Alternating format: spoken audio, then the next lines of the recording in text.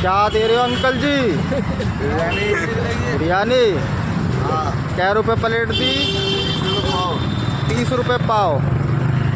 20 रुपए की भी लगा देते हो? 20 की भी? आगे 20 रुपए की भी लगा देते हो? 20 की भी लगा देंगे। बहुत बढ़िया। बनाओ। बना दें। ये क्या डाल दी? चटनी है लाल, लाल वाली चटनी। ये हरी चटनी है, ये हरी चटनी। ये प्याज है, कच्ची प्याज। ये नींबू है, नींबू मत डालना हमारे में, है ना? नींबू भी डालते हो। ये मसाला।